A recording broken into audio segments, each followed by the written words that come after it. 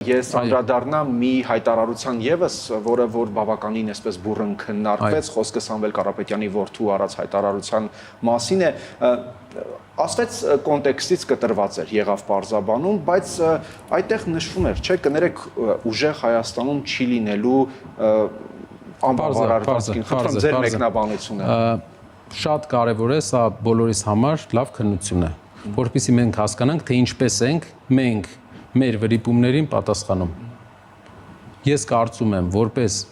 ոչ թե քաղաքական պրոցեսներին մասնակից անձ, այլ որպես մեր հասարակության մասնակից, ես կարծում եմ, որ կոնտեքստից անգամ կտրված այդ արտահայտությունը մենք պետք է թույլ չտայինք լիներ, քանի որ դա կարող էր ինտերպրետացնել որպես վիրավորանք մեր հայրենակիցների հասցեին, որը մենք չենք կարող մեզ թույլ տալ ոչ մի դեպքում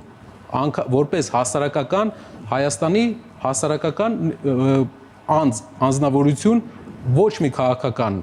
չեմ ուզում աստարտալ այս ամեն ինչին, այդ իսկ պատճառով մենք պետք է ուշադիր լինենք նաև այս ուղղությամբ եւ թույլ չտանք, որպեսզի անգամ մանիպուլյացիաներով հնարավոր լինի մեր խոսքից կտրել եւ ներկայացնել որպես վիրավորանք։ Դա շատ ցավալի բան էր, բայց կուզենայի ավելացնել, որ մեր վրիպումները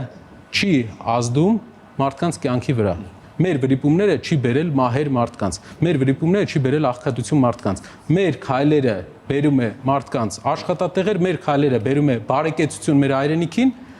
Իհարկե վրիպումներ կլինեն եւ սա քննություն է, թե մենք ինչպես կարձագանքենք եւ ինչ հետեւություններ կանենք։ Այս իշխանության տարբերությունը այն է, որ վրիպումներից հետո նրանք ավելի են խորացնում իրենց այդ